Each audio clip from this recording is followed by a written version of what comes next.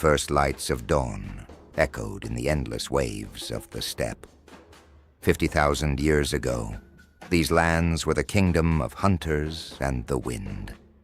The dark-haired tribe was preparing for a new hunt with the first light of day. However, the steppe was not always peaceful. To survive here, one had to be strong. On the edge of the steppe, another tribe wandered among the shadows, the red-bearded ones. They were also after prey, but this time their targets might not be just animals. The dark-haired tribe watched from afar. What they didn't know was that a much bigger secret awaited them in the depths of the forest. Inside the forest, there was an unknown life. As the red-bearded ones moved silently, they sensed a movement in the shadows. But the forest people were as fast as the wind. They disappeared in an instant. The spirit of the forest did not accept strangers. They were not used to living in captivity. The steppe people set the forest people free. But the forest people were as mysterious as their liberation. They quickly disappeared. Every tribe had a spirit, and that spirit was shaped in their totems. The gray wolf was the symbol of hunting and power, the sun of wisdom, the deer of elegance, the river of abundance, the forest of mystery. These totems would determine the fate of the tribes. The night of the steppe was for lone wolves and hunters. The hunters of the gray wolf tribe advanced, listening to the whispers of the wind. Silence was their weapon. Their eyes picked out their prey from among the shadows. Taut boughs, the whisper of arrows, and the inevitable silence of death. To survive in the steppe, it was not enough to be just a hunter. The Redbeards had discovered salt. For them, salt was as precious as blood. They made sharp knives from bones and bartered them for salt. But nothing was free in the steppe. Other tribes also wanted this white treasure. When the sun rose, the shaman of the Sun tribe looked to the sky. The prophecy was clear. Before the sun sets, the land will be washed with blood. But those who follow the light will find a new path. The silence of the steppe was the harbinger of the coming storm.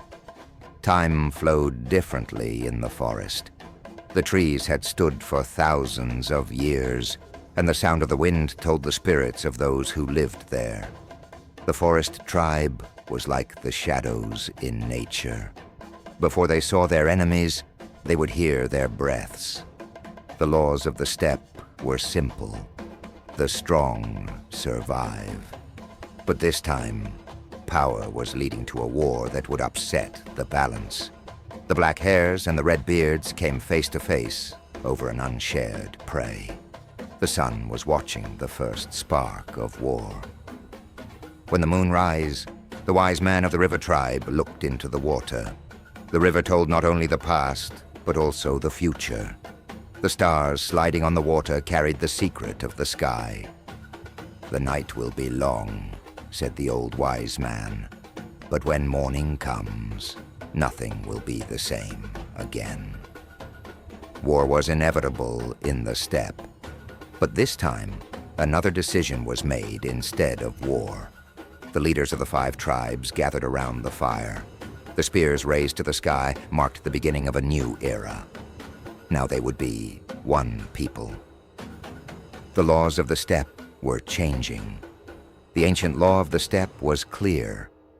If blood was to be shed, it had to be offered first to the sky god Tengri and the mother goddess Umai. The leaders of the 5 tribes found the only way to stop the war. Goats were sacrificed, and the flames rose to the sky. The shape of the smoke whispered the future. Now they were blood brothers. The fate of the steppe was changing. Greymane had seen many battles. He knew hunting, justice, and patience. The eyes of the 5 tribes were on him. He thrust the spear in his hand into the ground and swore, The steppe brotherhood will be as free as the wind, as everlasting as the sun. Eagles were watching from the sky. A new era was beginning. Every warrior carried the honor of his tribe. The youths of the 5 tribes walked, listening to the sound of the wind. The test that awaited them was the test of courage, loyalty, and brotherhood. The shadows were long, the night was cold. But when the sun rose, the true warriors would be chosen. When the moon rise, Greymane looked to the sky. The words of the old shaman echoed, "The bear has not yet come out of its den. For now, we must walk with the Ursa Major." And at that moment, a bear's howl came from afar. Nature had approved their decisions. The 5 tribes became one people. No longer were they the gray wolf, the black hare, or the river people. They were the children of the steppe. When the sun rose, a new era began. Tengri and Umai would protect them. The wind was whispering their name. Their stories would be told for generations.